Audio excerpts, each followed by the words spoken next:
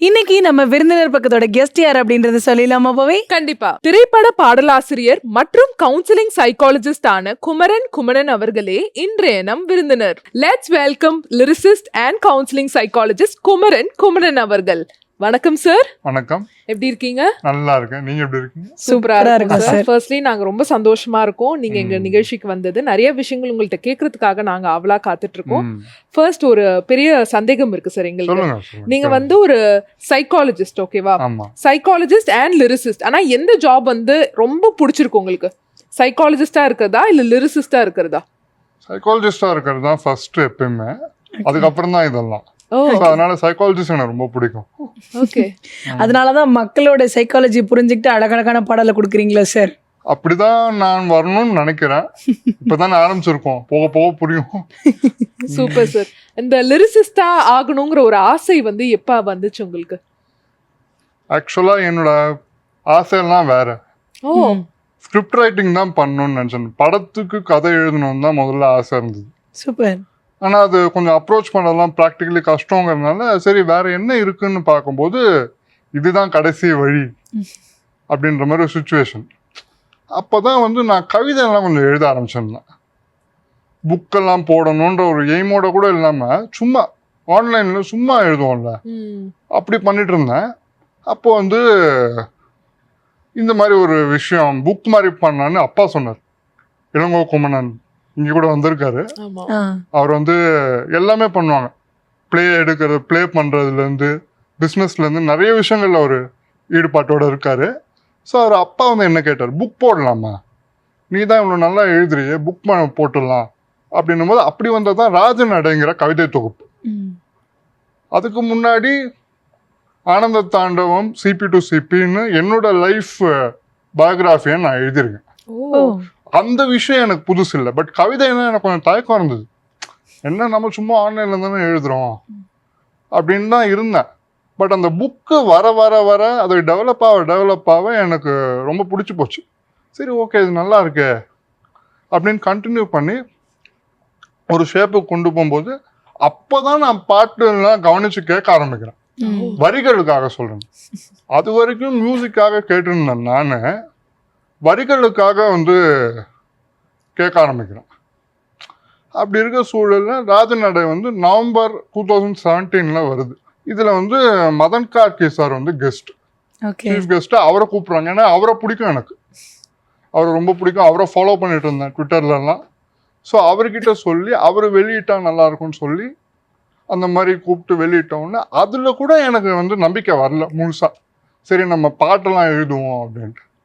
அப்புறம் இந்த வாய்ப்பு நெஞ்சமொன்று நேர்மை ஒன்று ஓடு ராஜா வந்து என் தம்பி பரதன் மூலமாக எனக்கு கிடைக்குது. எப்படின்னா அவர் மீசை முறுக்கு டைரக்ஷன் டீமில் இருக்கார். அதில் இருந்தோன்னு அங்கே இருப்பாங்க, ஒரு 10 பேர் இருப்பாங்க இல்லையா டைரக்ஷன் டீமில்.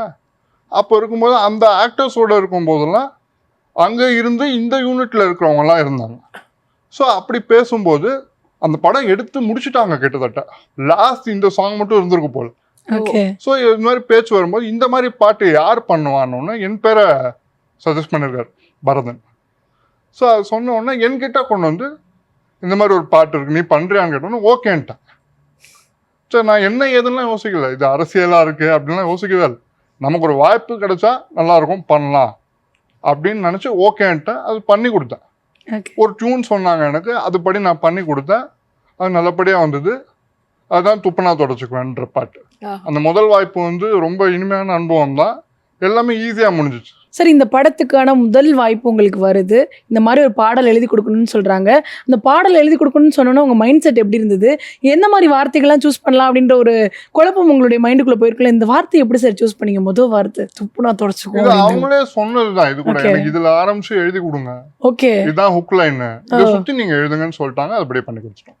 குழப்பமே இல்லை எனக்கு. ஆக்சுவலா நான் வேற மாதிரி சொன்னேன், சிலதான் எழுதி கொடுத்தேன். அவங்களுக்கு அதெல்லாம் எதுவும் வேண்டாம், நாங்க ஒண்ணு சொல்றோம் அதுபடி நீங்க பண்ணி கொடுங்க. எத்தனை வருஷம் எழுதுனீங்க சார்? இருக்கும், 2 இருக்கும். கடைசி வரைக்கும் கரெக்ஷன் நடந்துன்னு இருந்தது. ஃபர்ஸ்ட் படம்ங்கிறதுனால கொஞ்சம் நமக்கு புரியல. அதனால அது கடைசி வரைக்கும் நடந்துட்டே இருந்து நல்லபடியா முடிச்சு கொடுத்துட்டாங்க உங்களுக்கு பிடிச்ச மாதிரி. கண்டிப்பா Okay. சார். நம்ம முதல் பாடல் எழுதுறோம், அந்த முதல் பாடலே வந்து கான்ட்ரவர்சியான ஒரு பாடலா எழுதுறோம், நிறைய எதிர்ப்புகள்லாம் வரும் அப்படின்ற மாதிரிலாம் யோசிச்சிங்களா சார் முதல்ல? வரட்டுமே நன்று. வரட்டுமே. ஏன்னா நம்ம கவுன்சிலிங்ல உட்காரும் போது பேஷண்ட் எப்படி ரியாக்ட் பண்ணுவாங்கன்னு நமக்கு தெரியாது. அந்த மாதிரிதான் இதையும் எடுத்துக்கிட்டேன். ஒரு டெஸ்ட் மாதிரி வச்சிருக்கீங்க டெஸ்ட் சார். மாதிரி தான். Super sir, super. அண்ட் அதே மாதிரி ரெஸ்பான்ஸ் பார்க்கும்போது உங்களுக்கு எவ்வளவு சந்தோஷமா இருந்தது? நீங்க ஃபர்ஸ்ட் டைம் சினிமா இண்டஸ்ட்ரிக்கு என்டர் ஆறீங்க லிரிசிஸ்டா, அதுவும் ஃபர்ஸ்ட் சாங்கே வந்து சூப்பர் ஹிட் ஆச்சு. ஸோ எவ்வளவு சந்தோஷமா இருந்தது உங்களுக்கு? இல்ல ஆக்சுவலா வந்து நான் இவ்வளவு கூட எதிர்பார்க்கல. அது இன்னுமே கூட பெருசா போயிருக்கலாம். பட் வந்து இவ்வளவே நான் எதிர்பார்க்கல ஆக்சுவலா. ரொம்ப சந்தோஷமா இருந்தது. ஏன்னா நண்பன் ஒருவன் வந்த பிறகு வந்து full and full friendship base பண்ணி இருக்கிற கதை, ஃப்ரெண்ட்ஸா வந்து எப்படி வந்து வளர்றாங்க, எவால்வ் ஆகுறாங்கிற ஒரு கதை. ஸோ அந்த படத்துக்கு வந்து பாடல்கள்லாம் எழுதும் போது நீங்க ஏதாவது ரிசர்ச்லாம் பண்ணீங்களா சார்? இல்ல ஃபுல் அண்ட் ஃபுல் உங்களோட ஃப்ரெண்ட்ஷிப், உங்களோட ஃப்ரெண்ட்ஸை வச்சே பேஸ் பண்ணி எழுதுவீங்களா? எனக்குன்னு சொல்றதை விட என்ன சுத்தி இருக்கவங்களை கவனிச்சாலே போதுமே. இந்த படம் உருவானதே ஒரு ஃப்ரெண்ட்ஷிப்னால தானே. ஆமா. என்னோட தம்பி பரதனுக்கும் இந்த படத்துக்கும் நேரடியாக சம்மந்தம் கிடையாது. அவர் எதுலையும் இதில் ஒர்க் பண்ணல. பட் எல்லாருமே அவங்க ஃப்ரெண்ட்ஸ், அவங்க college mate, director, music director எல்லாருமே அவங்க டீம் தாங்கிறதுனால, காலேஜ் தாங்கிறதுனால அவரு வந்து செட் பண்ணக்கூடிய வாய்ப்பு இருந்தது. அதனால தான் நான் உள்ளே வந்தேன். ஸோ இத்தனை ஃப்ரெண்ட்ஸ் இருக்காங்களே, நாம பண்ணுவோம் அப்படின்னு கதையும் எனக்கு பிடிச்சிருச்சு. நம்ம லைஃப்பில் டைரக்டாக கிடைக்காத சில விஷயங்களுக்கெல்லாம் ஒர்க் பண்ணும்போது ரொம்ப சந்தோஷமா இருந்தது. நம்ம சிலது கிடைக்கலனாலும் இப்படி தீர்த்துக்கலாம்ல. அதனால எனக்கு அது ஒரு சந்தோஷம். சார், இப்போ வந்து நீங்க சொன்னீங்க நம்ம லைஃப்ல கிடைக்காத ஒரு விஷயத்த வந்து நம்ம ஆசைகளா வரிகள்ல காட்டி தீர்த்துக்கலாம் அப்படின்ற மாதிரி சொன்னீங்க. அந்த மாதிரி உங்களுடைய வாழ்க்கையில வந்து எனக்கு இந்த விஷயங்கள்லாம் கிடைக்கல, இதெல்லாம் நான் ஒரு கவிதை தொகுப்பாவோ இல்ல ஒரு புத்தகமாவோ வெளியிடணும் அப்படின்ற மாதிரி ஆசைனா என்ன தொகுப்பு நீங்க வெளியிட ஆசைப்படுறீங்க? ராஜநடையே அப்படி வந்ததுதான். நான் முதல்ல பண்ணும்போது அப்படிதான் டிசைன் பண்ணி, எனக்கு இதெல்லாம் ஆசை இருக்கு, இந்த உலகம் இப்படி இருக்கணும், எல்லாரும் எல்லா இடத்துக்கும் போகணும் வரணும் அப்படின்ற மாதிரிலாம் இருக்கிறதுனால தான் அதை அப்படி வச்சோம் இல்லையா. இது நண்பன் ஒருவன்லையும் கண்டினியூ ஆச்சு. இப்போ நான் வந்து எல்லா பாட்டும் கேட்பேன். பட் ரஹ்மான் சார் ஃபேன் நான். ஆனா மியூசிக் டைரக்டர் யார் இது பாருங்க, காஷிஃப் இருக்கார், அவரோட நெவ்யூ தான். ஸோ அவன் ஃபேமிலிக்குள்ள வந்துட்டால நானு. ஸோ அப்படி ஒரு கணக்கு தான். எனக்கு அது ஒரு சந்தோஷம். இப்படி ஆரம்பிச்சாதான் அங்க போய் சேர முடியும் அப்படின்னு. எல்லாரோடய நம்ம ஒர்க் பண்ண ஆசைப்படுறோம். எல்லாரும் இருக்காங்க இல்லையா, எவ்வளோ டெக்னீஷியன்ஸ் வந்துகிட்டே இருக்காங்க. ஸோ எல்லாரோடையும் நம்ம ஒர்க் பண்ணணும். பட் பெரிய எய்ம்னா என்ன இருக்கும், இதுதானே. ஸோ அதுக்கு இங்கேருந்தே நம்ம ஆரம்பிச்சிட்டோம் அப்படின்னு ஒரு சாட்டிஸ்ஃபேக்ஷனில் இந்த படத்துக்குள்ளே போனேன். நான் நினச்ச மாதிரி நல்லாவும் வந்தது. ஸோ நண்பன் ஒருவன் வந்த பிறகு பாடலுக்கு உங்களுக்கு என்ன மாதிரியான ரெஸ்பான்ஸ் எல்லாம் வந்து கிடைச்சது சார்? இல்லை, இதில் ரெஸ்பான்ஸ் கிடைக்கிறதுக்கு முன்னாடியே எனக்கு சந்தோஷம் வந்துடுச்சு. எப்படின்னா பாட்டு வந்து எல்லாரும் ரிலீஸ் பண்ணுவாங்க இல்லையா, பாட்டு ஓனா தானே வரும். ஆமா. இதுல வந்து ட்ராக் லிஸ்ட் ஒன்று வந்து ரஹ்மான் சார் ட்விட்டர்ல அவர் போட்டார். முதல்ல ட்ராக் லிஸ்ட்டை ஓவராலா எல்லாரும் என்ன பண்ண போறாங்க, யார் யார் என்ன பாட்டு பாடிருக்காங்க எழுதியிருக்காங்க. ஸோ அதுல ஒரு வாட்டி வந்துருச்சு. அப்புறம் வந்து ஹோல் ஆடியோ அந்த பாக்ஸ் இருக்குமே, ட்ராக் லிஸ்ட் வந்து பாட்டு ரிலீஸ் ஆகும், அதையும் அவர் தான் ரிலீஸ் பண்ணுவார் அவரோட ட்விட்டர்ல. ஸோ அது எனக்கு ஒரு சந்தோஷம். அதுக்கு அடுத்தது ட்ரெய்லர் வரும் இல்லையா, படத்தோட ட்ரெய்லர், அதை வந்து அவரும் பண்ணார், ரஹ்மான் சாரும் பண்ணாரு, யுவன் பண்ணாரு, அனிருத் பண்ணாரு. இவங்க 3 பேருமே எனக்கு ரொம்ப பிடிச்சவங்க. நான் டிராவல் ஆகுது, நான் பிறந்ததுலேருந்து வளர்ந்தது பார்த்தீங்கன்னா ரஹ்மான் சார் இருப்பாரு, டீனேஜ்னா யுவன் வந்துருவாரு, இப்போ இருக்க காலகட்டத்துக்கு அனிருத் வந்துரு. ஸோ இந்த டிராவல் வந்து என்னாலே மறக்க முடியல. எப்படி இது இப்படி ஒரு ஆச்சரியமா எழுதி வச்ச மாதிரி நடந்திருக்குன்னு நான் ரொம்ப எமோஷன் ஆயிட்டேன். எனக்கு அவ்வளோ சந்தோஷம் அதுலயே. அதுக்கப்புறம் மக்கள் பார்த்து ரொம்ப ரசிச்சு சொல்றது எல்லாமே எனக்கு ரொம்ப பிடிச்சது. சார், இப்போ வந்து அந்த பாடல் எல்லாத்தையும் மக்கள் வந்து கொண்டாடிட்டு இருக்கிறாங்க சார். அந்த பாட்டுக்கு பின்னாடி நீங்க ஃபேஸ் பண்ண பெயின் இருக்கும் இல்லையா, அந்த வரிகள் எழுதும் போது எந்த ஒரு வரி உங்களுக்கு வந்து ரொம்ப டச்சிங்கா இருந்தது சார் இந்த பாடல்கள்ல? தேடி தேடி தூரம் போகிறேன் தான் பர்சனலா எனக்கு பிடிச்ச விஷயம். நான் சொன்ன காரணம் இருக்கு இல்லையா, அதனால. ஏன்னா இத்தனை வருஷம் 21 வருஷமா என் மைண்ட்ல இது இருக்கு. பட் இருந்தாலும் அது வந்து வெளிப்படுத்த முடியுது இல்லையா, ஏன்னா நம்ம போயிட்டு அங்கே புலம்ப முடியாது இதுக்கு மேலே. பட் பாட்டு மூலமாக நம்ம அந்த பெயினை வெளிப்படுத்திக்கலாம், ஆனால் ஹாப்பியாகவும் இருக்கலாம் அதே சமயம் இல்லையா. இதை நினச்சி நான் சோகப்பட வேண்டிய அவசியம் இல்லை. பட் இது வெளியே சொல்லி ஆகணும், மற்றவங்களுக்காக, எனக்காக இல்லை. ஸோ உங்களுடைய வரிகளை வந்து இசையோட சேர்த்து பாடலாக கேட்கும் பொழுது முதல்ல நீங்கள் என்ன ஃபீல் பண்ணீங்க? முதல்ல இந்த பாட்டை யாருக்கு ஷேர் பண்ணணும்னு நினச்சிங்க நீங்கள்? இல்லை, ஆக்சுவலாக நான் நினச்ச பர்சன் வந்து இப்போ இல்லை, என்னோட பாட்டி. சரி, அவங்களால தான் இந்த விஷயத்துக்கே நான் வந்தேன். கவிதை, பாட்டு, செய்யுள் எது எடுத்தாலும் பாட்டு தான். ஸோ அவங்க வந்து இல்லாத சமயத்தில் தான் இது வந்துச்சு. அது முதல் படம், 2வது படம் ரெண்டுத்தையும் சேர்த்து தான் சொல்லணும். ஸோ அந்த ஒரு வருத்தம் எனக்கு இன்னைக்கும் இருக்கு. ஸோ அது இருக்கு. பட் மற்றவங்க எல்லாம் கேட்டாங்க. அப்பா அம்மாலாம் ஃபர்ஸ்டே கேட்டுருவாங்க. அப்புறம் எல்லாருக்கும் பரவாயில்ல. எங்க வீடு ஒரு பயங்கர ஃபாஸ்ட் நெட்வொர்க். அது எல்லாருக்கும் பரவிடும். எது சொன்னாலும் அதுவும் ஆன்லைன்ல வேற நிறைய இருக்கேன்ல நான். ஸோ அதனால அது நிறைய பரப்பி விட்டுருவோம். ஓகே. ஸோ லிரிசிஸ்டா வந்து நீங்க உங்களோட ஜேர்னியை என்ஜாய் பண்றீங்கல்ல, நம்ம சினிமா இண்டஸ்ட்ரியில வேற எந்த ஒரு ஃபீல்டுல நான் வந்து கண்டிப்பா என்னோட பாத்தை வந்து செட் பண்ணணும்னு நீங்க ஆசைப்படுறீங்க? அதான் முதல்ல சொன்ன மாதிரி ஸ்கிரிப்ட் ஏதாவது ஒரு படத்துக்கு எழுதுறோம், டைலாக் ரைட்டிங் எழுதுறோம்னா அது நல்லா இருக்கும்னு நினைக்கிறேன். நிறைய பேர் அது மாதிரி போய் சாதிச்சிருக்காங்க. ஆனா என்னால முடியுமான்னு இப்போதைக்கு முடிவு பண்ண முடியும். இப்போ வந்து வர்ற பாட்டு நல்லா பண்ணி கொடுத்தா எல்லா மியூசிக் டைரக்டர் கூடயும் ஒர்க் பண்ணா அது மூலமா நமக்கு இந்த வாய்ப்பு கிடைக்குமான்னு பார்க்கணும். அவ்வளோ. ஓகே. இப்போ வாய்ப்புக்காக மட்டும்தான் காத்துட்டு இருக்கீங்க. ஆனா வந்து உங்களுக்கு வந்து அந்த கண்டென்ட் எழுதுறதுலயோ இல்ல டைலாக் எழுதுறதுலயோ வந்து இந்த தடையும் இல்லை அப்படின்னு ஃபீல் பண்றீங்க? நிச்சயமா இருக்காதுன்னு தான் நம்புறேன் நான். Super sir. உங்க பேரண்ட்ஸ் வந்து உங்களோட சாங்ஸ் எல்லாம் கேட்கும் போது என்ன சொன்னாங்க? அவங்களுக்கு வந்து ரொம்ப பிடித்த பாடல்னா எந்த பாடல்? அம்மாவுக்கு வந்து வாரானே. ஓகே. அப்பாவுக்கும் அதான் நினைக்கிறேன். அடிக்கடி கேட்பாரு. இப்போ கேட்டு நாங்க போகும்போதே கேஷுவலா எங்க பிளேலிஸ்ட்லயே சேர்த்து விட்டாங்க.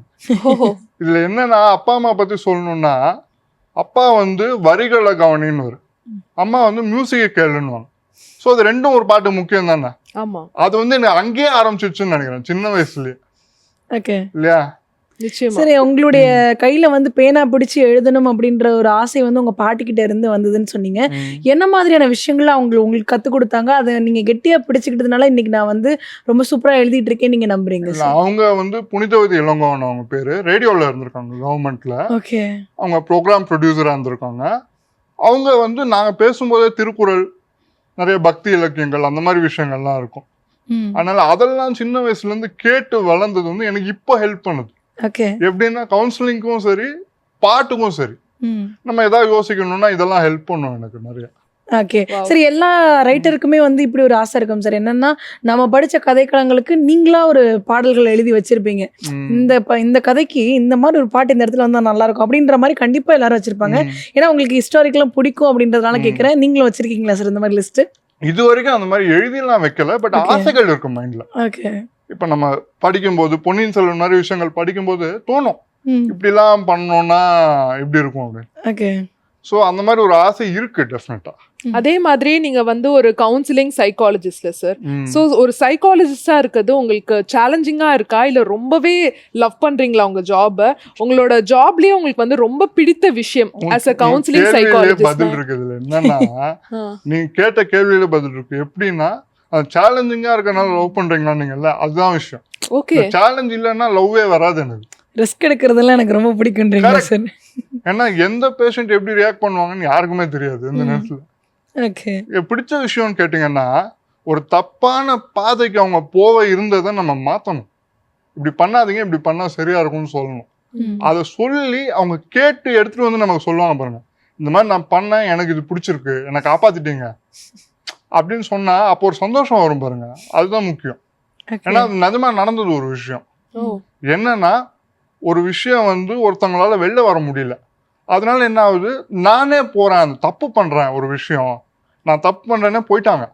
நான் சொன்னேன், இது சட்டப்படி நியாயமாகுமா, இது வந்து நியாயமான விஷயமா, இந்த மாதிரி நீங்க பண்ணலாமா, காப்பாற்ற வேண்டிய இடத்துல இருக்கீங்க, நீங்க இந்த மாதிரி பண்ணாதீங்க, நீங்க வந்து போய் சர்வீஸ் மாதிரி பண்ணணும், ஹெல்ப் பண்ணணும், அவங்கள காப்பாற்றணும், கைட் பண்ணணும், நீங்க கவுன்சிலிங் கொடுக்கணும்னு அவங்க கிட்ட வந்த கிளைண்ட் கிட்ட நீங்க வந்து இந்த மாதிரி தப்பான விஷயத்துல இறங்கக்கூடாது, போய் சர்வீஸ் மாதிரி பண்ணுங்கன்னு. அதுக்கப்புறம் கொஞ்ச நாள் கழிச்சு திருப்பி வந்தாங்க, கால் பண்ணாங்க பண்ணி, இப்போ நீங்க சொன்ன மாதிரி பண்றேன், ரொம்ப சந்தோஷமா இருக்கேன். அப்படி ஒரு பெருமை எனக்கு. சந்தோஷம் சார், ரொம்ப சந்தோஷமாயிட்டாங்க. ஒரு சைக்காலஜிஸ்டா நீங்க வந்துட்டு என்ன மாதிரியான பேஷண்ட்ஸ் எல்லாம் பாக்குறீங்க சார்? என்ன மாதிரியான பிரச்சனைகள் இருக்கிறவங்க உங்களை தேடி வராங்க சார் கவுன்சிலிங்க்கு? எனக்கு வந்து நிறைய marital counselling, love and breakup அந்த மாதிரி விஷயங்கள் அது நிறைய வருது. நெக்ஸ்ட் கெரியர் கவுன்சிலிங், ஓகே, என்ன மாதிரி கெரியர் சூஸ் பண்ணலாம், இல்லை இருக்கிற கம்பெனியில் ஏதாவது பிரச்சனையா, மேனேஜர் டார்ச்சர் தாங்க முடியலையா, அந்த மாதிரி விஷயங்கள். மேரிட்டல் ப்ராப்ளம்ஸ்ல இருக்கிறவங்களும் வருவாங்க அப்படின்னு சொன்னீங்களா சார்? அப்ப வந்து என்ன மாதிரி சொல்யூஷன் கொடுப்பீங்க, எப்படி அனலைஸ் பண்ணுவீங்க? இல்லை, அது 2 சைடையும் நம்ம தெளிவாக கேட்டுக்கணும். என்னன்னா சில நேரம் ரொம்ப டைம் எடுக்கும் கூட. 2 பேரும் பேசணும்னா பெருமாண்டி படத்தில் இருக்க மாதிரி ஒரே விஷயத்த 2 வாட்டி கேட்க வேண்டியது. அதனால அப்படிலாம் வந்து கேட்டு ரொம்ப டைம் எடுத்து பொறுமையாக தான் பேச வேண்டியிருக்கும். ஏன்னா அவங்க பயங்கர கோவத்தில் வருவாங்க வரவங்கலாம். நம்ம கிட்ட பொறுமையாக பேசக்கூட மாட்டாங்க சில பேர். ஆனால் நான் பொறுமையாக இருக்கணும். அதனால ரொம்ப சவாலான விஷயம் இதுதான். ஏன்னா அந்த கோவத்தையும் நான் தாங்கிக்கணும், என் வேலையும் நான் பார்க்கணும், ஏன் கம்போசரையும் நான் இழந்துடக்கூடாது. கண்டிப்பா மிகப்பெரிய சவால், பெரிய சேலஞ்ச் தான் சார். மிகப்பெரிய சவால். சில நாள் ராத்திரி எனக்கு தூக்கமே வராமலாம் இருந்திருக்கு. ஏன் இப்படிலாம் பண்றாங்க, ஈஸியா முடிய வேண்டிய பிரச்சனை ஏன் இப்படி இழுக்கிறாங்கன்னு தோணும். பட் எல்லாத்தையும் தாங்கிக்கிட்டு தான் இந்த வேலையை நான் ஏற்றுக்க வேண்டியது. Super sir. அதே மாதிரி இந்த சைக்காலஜிஸ்ட் ஃபீல்ட்ல உங்களுக்கு எப்படி ஆர்வம் வந்தது? கண்டிப்பா நான் வந்து ஒரு கவுன்சிலிங் சைக்காலஜிஸ்ட் தான் ஆகணும், மக்களுக்குலாம் நான் வந்து கண்டிப்பா ஒரு சொல்யூஷன் கொடுக்கணுங்கிற ஒரு ஆர்வம் வந்து உங்களுக்கு எப்படி வந்துச்சு? அதுக்கு வந்து முதல் காரணம் மேக்ஸ் இல்ல அந்த சப்ஜெக்ட்ல. அதனாலதான் சூஸ் பண்ணீங்க. என்ன மாதிரி போல சார் நீங்க? ஆமா, நிறைய பேர் மாதிரி 10th படிக்கும்போது நான் பிரைவேட்டா எழுதும்போது NIOSல எழுதும்போது 5 சப்ஜெக்ட் இருந்தது. அதுல ஒன்று சைக்காலஜி. எனக்கு அது ரொம்ப பிடிச்சி போச்சு. அது படித்தோன்னே சிலபஸ் சரி இப்படியே கண்டினியூ பண்ணிடலான்னு PhD வரைக்கும் வந்துட்டேன். பாரதியார் யூனிவர்சிட்டியில் சைக்காலஜியில் பண்ணி சப்மிட் பண்ணியாச்சு. இனிமேல் வைவா வரும், அது முடிக்கணும். அப்புறம் டாக்டர் தான் அது நோக்கி போயிட்டு இருக்கோம். அதுக்கு நடுவில் கவுன்சிலிங் PG பண்ணும்போது கவுன்சிலிங் இருந்தது மெட்ராஸ் யூனிவர்சிட்டியில். அதை படித்தோம். நெக்ஸ்ட் கிளினிக் வச்சாச்சு நெக்ஸ்ட் இயரு. அது ஒரு 10-11 இயர்ஸாக போயிட்டு இருக்கு. சரி, இப்போலாம் வந்து 10th ஸ்டாண்டர்ட் படிக்கிற ஸ்டூடெண்ட்ஸே வந்து எனக்கு படிக்கிறது ரொம்ப ஸ்ட்ரெஸ்ஸாக இருக்குது, எனக்கு வந்து ரொம்ப வந்து மன அழுத்தமாக இருக்குது அப்படின்ற மாதிரிலாம் சொல்கிறாங்க. இத்தனை டிகிரி நீங்கள் அடிக்கிட்டே போகிறீங்க, இதுக்கெல்லாம் வந்து ஒரு உந்துகோலாக இருந்த ஒரு விஷயம் அப்படின்னா எதை சொல்வீங்க சார் நீங்கள்? அப்பா அம்மா தான், அவங்க இல்லாமல் உலகமே கிடையாதுங்க. கண்டிப்பாக அவங்க க்ளீனாக சொன்னாங்க, இது பண்ணினா நீ இப்படி வரலாம், இப்படி போகலாம், இது சரியா இருக்கும். இந்த இன்டர்வியூ உட்பட இல்லை எல்லாமே பார்த்து செய்யறது அவங்க தான். அதுபடி நம்ம சொன்னதை கேட்டால் மட்டும் போதும். என்ன ஒண்ணு, எல்லா வீடு மாதிரி சில நேரம் ஆர்கியூமெண்ட் நடக்கும், அது அப்படியே முடிஞ்சிடும். நான் கடைசியில நான் ஒத்துட்டு தான் ஆகணும், நல்லதானே சொல்றாங்க நமக்கு. அதனால அப்படி. Super sir. ஸோ நீங்க வந்து ஒரு டேலண்டடான லிரிசிஸ்ட் அண்ட் அதே மாதிரியே உங்களுக்கு வந்து மூவிஸ்க்கு வந்து ஸ்கிரிப்ட் எழுத ரொம்ப பிடிக்கும்னு சொன்னீங்க. வேற என்னென்ன விஷயங்கள்லாம் எக்ஸ்ப்ளோர் பண்ணணும்னு உங்களுக்கு ஆசை இருக்கு சார்? ஒரு பக்கெட் லிஸ்ட் இருக்கும்ல கண்டிப்பா. நிறைய முடிஞ்ச வரைக்கும் நிறைய டிராவல் பண்ணணும்னு நினைக்கிறேன் நான். எல்லா இடத்தும் இப்போ US, கனடா, சிங்கப்பூர், மலேசியா, துபாய்லாம் போயாச்சு. இருந்தாலும் இன்னும் நிறைய எக்ஸ்ப்ளோர் பண்ண வேண்டியிருக்கு இல்லையா, அதெல்லாம் ட்ராவல் பண்ணணும். இந்தியாக்குள்ள நிறைய பார்க்கணும்னு நினைக்கிறேன். பட் இங்க இருக்க சிச்சுவேஷன் அந்த மாதிரி சரியா இருக்கானா இல்லை. நிறைய இடங்கள் நம்ம போக முடியாது இல்லையா, நம்ம ஆக்சசிபிலிட்டிலாம் இல்லாததுனால கொஞ்சம் யோசிக்க வேண்டியதா இருக்கு. நம்ம சென்னைக்குள்ளே ஒரு இடம் வெளியே போறோம்னா பார்த்துருவாங்க, அவங்க பார்த்துட்டு அப்புறம் சொல்லுவாங்க நான் வரேன்ருவேன். ஓகே போலான்னு நல்லா இருக்கும். அது என்ன ஒன்று, இது ஏன் இவ்வளோ கஷ்டப்படணும் நாம தான் எனக்கு யோசனை. ஏன்னா நான் வந்து ஒரு அமெரிக்காவோ கனடாவோ போனேன்னா எனக்கு எந்த பிரச்சனையும் ஏற்படாது. அவங்க வந்து என்னை பார்க்கவே மாட்டாங்க. ஒரு வீல் சேரில் ஒருத்தர் போகிறான்னா பார்க்க மாட்டாங்க, கேட்டால் தான் ஹெல்ப் வரும் இல்லையா. இங்கே வந்து நம்ம போனோம்னால அப்படியே சுற்றிடுவாங்க. என்ன சும்மா பார்த்துட்டே இருக்கிறது இல்லை முறைக்கிறது சில பேர் அது பண்ணுவாங்க.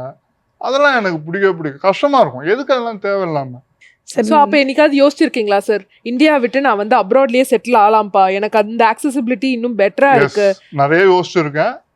ஆனால் அது அப்படி பண்ணால் அது தப்பாயிடும்னு புரிஞ்சுக்கிட்டேன். பின்ன அப்புறம் நான் அனுபவிச்சதை யார் சொல்றது.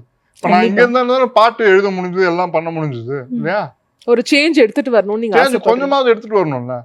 நான் இங்க இருக்கிற கிளைண்ட்ஸோட வேலை பார்த்து இங்க கவுன்சிலிங் கொடுத்தா தானே அது சரியா இருக்கும். நிச்சயமா. நம்ம படிப்பு மட்டும் இங்க படிச்சுட்டு வெளியே போயிட்டா அது சரியா வராது இல்ல. கண்டிப்பா. அதனால அதை நோக்கி தான் போகணும்னா, ஊர் மாறணும்னா நாம மாத்தணும்ல. கண்டிப்பா. அதை நோக்குன ஒரு பயணமா தான் இருக்கணும்னு நினைக்கிறேன்.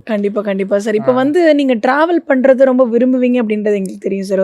டிராவல் பண்ணும்பொழுது ஒரு சைக்காலஜிஸ்டா நீங்க டிராவல் பண்றீங்களா, இல்ல ஒரு டிராவலரா தான்ப்பா நான் டிராவல் பண்றேன், அங்க போய் எந்த கிளைண்ட்டுக்கு நான் கவுன்சிலிங் தர போறது இல்ல, எல்லாமே கலந்து தானே இருக்கும். வேலை யாராவது கேக்குறாங்க அபிஷியல் அன்அபிஷியலா அப்படின்னா பண்ண வேண்டியது தானே. கண்டிப்பா. நம்ம இன்ட்ரோடியூஸ் பண்ணும்போது நம்ம பண்ணி பண்ணலாம். ஏன்னா எல்லாம் ஃபேமிலியோட தான் போறேன். அப்பா இருப்பாரு, அம்மா இருப்பாங்க, தம்பி இருப்பாரு, எல்லாம் இருப்பாங்க. பட் இந்த மாதிரி கேட்குறாங்கன்னா பண்ண வேண்டியதானே. ஒரு ஹெல்ப் தேவைப்படுது அப்படின்னா பண்ண வேண்டியதுதான். என்னை பார்த்து ஆச்சரியப்பட்ட பேசஞ்சரு ஏர் ஹோஸ்டர்ஸ்லாம் இருக்காங்க. அதெல்லாம் இருக்கு. நம்ம வந்து ஒரு ஃப்ளைட்ல போகும்போது நானே இவ்வளோ போனது இல்லையாப்பான்னு ஒரு ஏர் ஹோஸ்டர்ஸ் சொல்றாங்க. அவங்க சீனியர், அவங்களோட ஏர்லைன்ல அவங்க சீனியர், அவார்ட்லாம் வாங்குறாங்க அன்னைக்கு. அவங்களே சொல்றாங்க நானே இவ்வளோ டிராவல் பண்ணது இல்லையாப்பா. எங்க அப்பா அம்மா பார்த்து சொல்றாங்க வெரி குட், ஆசம் அப்படின்றாங்க. நான் இங்கே இன்னொரு விஷயமும் கேட்கணும்னு நினச்சேன் சார். வந்ததுலேருந்து எங்களுக்கு வந்து அடிக்கடி காதில் கேட்டுட்டு இருக்கிற ஒரு பேர் வந்து பரதன் பரதன் பரதன் அப்படின்ற ஒரு பேர். உங்களுக்கு பெஸ்ட் ஃப்ரெண்டாகவும் உங்கள் பிரதர் தான் இருப்பாங்கன்னு நினைக்கிறேன். உங்கள் பிரதரை பற்றி கொஞ்சம் சொல்லுங்களேன் சார். எங்களுக்கு ரொம்ப ஆர்வமாக இருக்கு அவரை பற்றி தெரிஞ்சுக்கணுன்றது. அவர் எப்படின்னா, எப்படி சொல்றது, கூடவே இருந்து எல்லாத்தையும் பண்ணிட்டு எதுவுமே பண்ணாத மாதிரி அமைதியா இருப்பாங்க சில பேர். அந்த மாதிரி ஒரு கேரக்டர் தான் பரதன். ஓகே. எல்லாமே எனக்கு என்ன வேணும், என்ன பண்ணா நல்லா இருக்கும், எந்த மாதிரி விஷயங்கள் வந்து படங்கள் பண்ணா நல்லா இருக்கும், அதெல்லாமே டிசைட் பண்றது அவரு தான். அப்பா வந்து இது வா நீ ஓகே இது பண்ணலான்னு சொல்லிட்டாரு, பட் வாய்ப்பு ஏற்படுறது அவரு தானே. அது மட்டும் இல்லாம ஒரு இடம் நான் போறேன் வரேன்னா அங்க நான் எப்படி இருந்தா நல்லா இருக்கும்னு அவர் சொல்லுவார். எல்லாமே பார்த்துக்கு. ஸோ நெக்ஸ்ட் ஒரு விரைவில் ஒரு படம் பண்ண போறாரு. அதுக்கான அறிவிப்பு விரைவில் வரும். நானும் காத்திருக்கேன் எல்லாரும் மாதிரி. ஓகே. அங்க நாங்க வந்து டைலாக் ரைட்டராகவும் கதையாசிரியராகவும் உங்களை எதிர்பார்க்கலாமா இல்ல பாடலாசிரியரா மட்டும் எதிர்பார்க்கலாம்? இந்த படத்துல நான் இருக்கேனா இல்லையான்னு தெரியல, அது வந்து அடுத்த விஷயம். பட் பின்னாடி அவர் படங்கள் பண்ணும்போது நான் கூடவே வருவேன்.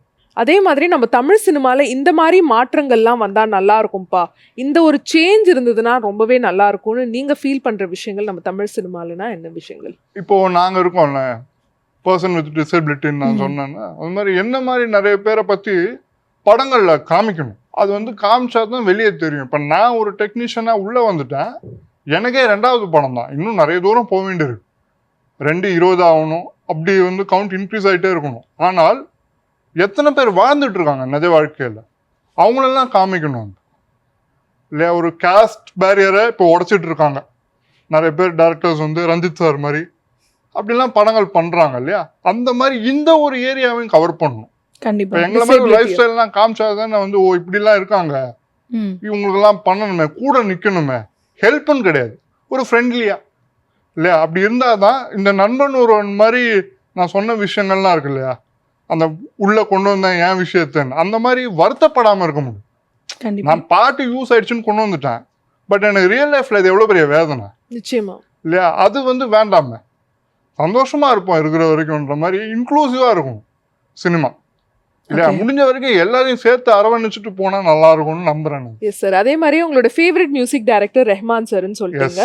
பட் உங்களுக்கு ஒரு சின்ன லிஸ்ட் இருக்கும்ல, இந்த மியூசிக் டைரக்டர்ஸ்க்குலாம் நான் ஒர்க் பண்ணணும்ப்பா, என்னோட லிரிக்ஸ்ல வந்து பாடல்கள் வரணும் அப்படின்னு? இல்ல, அதுக்குதான் அந்த ட்ரெய்லர் லான்ச் பண்ணும்போது அந்த 3 பேரும் செட் ஆயிட்டாங்க என் மைண்ட்ல. Rahman sir, Yuvan sir, Anirudh. இவங்க 3 பேரையும் நம்ம விடவே கூடாது இல்லையா? எல்லாரோடையும் பண்ணணும் தான். இப்ப நிறைய பேர் வராங்க, நம்மளும் தேட வேண்டியிருக்கு வாய்ப்புகள், அடுத்து போகணும். பட் இருந்தாலும் இந்த 3 பேர் எனக்கு ரொம்ப பிடிக்கும். ஏன்னா இவங்க ஏற்படுத்தின இம்பாக்ட் ரொம்ப பெருசு. அதான் நான் சொன்னேன் இல்லையா, நான் வந்து பிறந்து ஒரு 4 வயசுலேருந்து பாட்டு கேட்க ஆரம்பின்னு வச்சுக்கோங்க. அப்போலேருந்தே ரமன் சார் இருக்கார், ராயன் வரைக்கும். ராயன் ஆடியோ லான்ச் வந்து என் பர்த்டே அன்னைக்கு நடந்தது. இப்போதான் நான் நோட்டீஸ் பண்ணணும், என்னோட 6th ஜூலைன்னு இருக்கு. ஸோ அது வரைக்கும் அந்த கனெக்ஷன் போயிட்டு இருக்கு. நெக்ஸ்ட் யுவன், டீனேஜ்னாலே யுவன் தானே. ஆமா. சோ அது ஒரு ஃபேக்டர் இருக்கு. என்னோட டீனேஜ் வந்து ஒரு அழகா கூடவே டிராவல் ஆன மாதிரி இப்போ இருக்கவங்களும் அணி இருக்காரு. ஸோ அது ஒரு மிக்ஸ் ஆயிடுச்சு. நம்ம கூட டிராவல் பண்ணும்போதே சில பேரோட பாட்டு வரும்ல, நிச்சயமா இல்லையா? இப்போ எதிர்நீச்சல் அந்த படத்தோட கிளைமேக்ஸோட ஸ்கோர்லாம் எனக்கு ரொம்ப பிடிக்கும். அதுக்கெல்லாம் வச்சு கூட நான் எழுத பார்த்திருக்கேன், நான் பார்த்துக்கோங்களேன் இல்லையா? அந்த மாதிரி அந்த டியூனுக்கெல்லாம் எழுதலாமான்னு அப்ப ட்ரை பண்ணேன். எப்படி இந்த ஆர்வத்தை வளர்த்துக்கிறதுன்றது. ஏன்னா நான் முதல்ல எழுதணும்னு நினைக்கல, அப்புறம் எழுத ஆரம்பிச்சப்போ இந்த டியூனுக்கெல்லாம் எழுதி பார்க்கணும். அதுக்கு அப்பப்போ யாரோட டியூனோ எடுத்து எது சரியா வருமோ அது போட்டு எழுத வேண்டியது. அப்புறம் அது அப்படியே கொஞ்சம் தேவைப்பட்டுச்சுன்னா கவிதை ஆக்க வேண்டியது, இல்லைன்னா அப்படியே மறந்துடுவேன். ஸோ அப்படி ஒரு ப்ராக்டிஸ் இருந்துகிட்டே இருக்கும். இப்போவும் இருக்கு, இப்போவும் நான் மனசுல வைக்கிறேன், இந்த மாதிரி பண்ணிதானே ஆகணும். ஏன்னா எப்போ எது வரும்னு தெரியாது, நம்ம ரெடியா இருக்கணும்ல. இப்போ ஒரு பேஷண்ட் வராங்க கவுன்சிலிங்னா டக்குன்னு பார்க்கணும்ல, அதே மாதிரிதான் அந்த ப்ராம்ப்டா ரெடி ஆயிடணும்ல. அதுக்காக தான் நான் ட்ரை பண்ணேன். கண்டிப்பா. ஏன்னா நீங்க இப்ப வந்து 2 படங்களுக்கு பாடல் எழுதிட்டீங்க. உங்களுக்கு பிடிச்ச அந்த 3 ஃபேவரட்டான மியூசிக் டைரக்டர் கிட்ட நான் வந்து உங்களுடைய இசையமைப்புல வந்து ஒரு பாடல் எழுதணும் அப்படின்ற மாதிரி அப்ரோச்லாம் பண்ணலையா சார்? நீங்க ட்ரை ஏதாவது பண்ணிருக்கீங்களா? இல்ல, இனிமேதான் பண்ணணும். இப்பதான் ஒவ்வொன்னா, இப்ப இந்த படம் வந்தது இல்லையா, இனிமேதான் பண்ணணும். ஒவ்வொன்னா போய் எல்லாமே அதுக்கான முயற்சிகள்ல ஈடுபடணும். அதுக்கு இன்னும் கொஞ்சம் பாட்டுகள்லாம் பண்ண வேண்டியிருக்குன்னு நினைக்கிறேன். ஏன்னா இதை வச்சுட்டு எவ்வளவு தூரம் போக முடியும்னு தெரியல. அடுத்தடுத்த கட்டங்கள் போன பிறகு தானா அந்த நோட்டீஸ்குள்ள, ராடாருக்குள்ள நம்ம வருவோம். அப்போ வந்து நம்ம இன்னும் தீவிரமா ட்ரை பண்ணும்போது இன்னும் கான்டாக்ட்ஸ் கிடைக்கும் போது நம்ம அங்கே போய் சேருவோம்னு நம்புறேன் நான். ஸோ உங்களோட ஃபேவரட் மியூசிக் டைரக்டர்ஸ்லாம் வந்து சொல்லிட்டீங்க, AR Rahman sir, Yuvan sir, அதுக்கப்புறமா அனிருத் அவர்கள்னு. அதே மாதிரி உங்களுக்கு வந்து ஃபேவரட் டைரக்டர்ஸ்லாம் இருப்பாங்கல்ல, ஆஹா எப்படி படம் எடுக்கிறாங்கப்பா, இவங்களோட படங்கள்ல கண்டிப்பா என்னோட பாடல் இருக்கணும், நான் எழுதின பாடல் அப்படின்னு ஆசை இருக்கும்ல, அந்த மாதிரி டைரக்டர்ஸ்னா யார் யார் சொல்லுங்க? சங்கர் சார் படம். சங்கர் சார். ஏன்னா மொத்தத்துக்கு ஆரம்பத்துக்கு காரணமே ஜீன்ஸ் படம். ஓகே. தியேட்டர்ல ஒரு படம் பார்த்து நான் என்ஜாய் பண்ணி எனக்கு ஞாபகம் இருக்கிறதுனா முதல்ல அதுதான். ஒரு 8 வயசுல என்னை கூப்பிட்டு போறாங்க, நான் படம் பார்க்குறேன், ரொம்ப ரசிக்கிறேன். அப்போ நான் வந்து இந்த மாதிரிலாம் பண்ணணும் நம்ம அப்படின்னு நான் வந்து ஆசைப்பட்டேன். அப்போவே நான் எழுதுகிற கதையில கூட அதெல்லாம் இருக்கும். ஃபாரின் கண்ட்ரி, கிராமம் எல்லாம் மிக்ஸ் ஆகி வரும்ல அந்த படத்துல. அந்த பாதிப்பு இருக்கும் எனக்கு கடைசி. இப்போ கூட நான் ஏதாவது யோசிச்சேன்னா அப்படி யோசிப்பேன், ரெண்டும் சேர்ந்து ஒரு மிக்ஸா இருக்கணும் அப்படின்னு ஒரு ஆசை இருக்கும். Super sir. ஸோ அடுத்தடுத்து என்ன அப்கமிங் ப்ராஜெக்ட்லாம் பேசியிருக்கீங்க சார் நீங்க? இல்லை, அது இனிமேல் தான் தெரியும். இப்போ வாய்ப்புகள் கேட்க ஆரம்பிச்சிருக்கோம். ஓகே. இன்னும் வந்து போக தெரியும். இதுக்கு நடுவில் யூடியூப்லேயும் சில ப்ராஜெக்ட்ஸ் நான் பண்ணேன். அதில் வந்து ஃப்ளாட்மேட்ஸ் அப்படின்னு ஒரு சீரீஸ் நான் பண்ணேன். ஃபேமஸான சீரீஸ். ஆமாம், 5 பாட்டும் நான் பண்ணேன். அது சூப்பர் சார். 5 பாட்டுமே என் கையில் தான் கொடுத்தாங்க. அதுவும் பரதனால தான் வந்தது. அவருடைய ஃப்ரெண்ட் இன்னொருத்தர் தான் பண்ணார், கார்த்திக் பாஸ்கர் டைரக்டரு. அதை வந்து நாங்கள் பண்ணோம். என்கிட்ட வந்து இந்த 5 பாட்டையும் ஒப்படைச்சிட்டாங்க, நீங்கள் என்ன வேணா பண்ணுங்க, நல்லா வரணும் இது அப்படின்னு சொல்லுங்க. அந்த கதையே என் கண்ட்ரோலில் இந்த மாதிரி எனக்கு ஒரு ஃபீலிங். ஸோ அதில் என்ன தேவையோ அதில் எல்லாத்தையும் நான் எழுதி கொடுத்தேன். ரொம்ப ரசித்தாங்க அது. ஸோ அது ஒன்று. அப்புறம் அதே கம்பெனிக்கு இன்னும் ஒரு 2 சின்ன ப்ராஜெக்ட் பண்ணி கொடுத்தேன். ஸோ அது எனக்கு ரொம்ப பிடிச்ச ஒரு அனுபவமாக. யூடியூப்லேயும் நம்ம வெஞ்சர் ஆகணும்ல, அது ஒரு ஆசை எனக்கு இருந்தது. ஸோ அந்த ட்ராக் எல்லாம் என்னோட இதில் ஆடட் தான். ஸோ ரொம்ப அழகா, ரொம்ப யதார்த்தமா, ரொம்ப கேஷுவலா நாங்கள் கேட்ட கேள்விகளுக்கெல்லாம் பதில் சொன்னீங்க சார். எங்களுக்கு வந்து ரொம்பவே பிடிச்சிருந்தது உங்களோட இன்ட்ராக்ட் பண்ணது. அண்ட் நீங்க சொன்ன மாதிரி கூடிய விரைவில் ஒரு சேஞ்ச் கண்டிப்பா வரப்போகுது.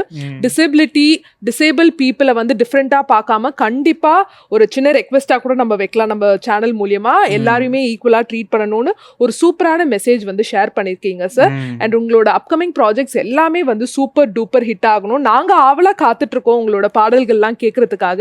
நிகழ்ச்சிக்கு வந்ததுக்கு ரொம்ப நன்றி. நன்றி சார். ரொம்ப சந்தோஷம்.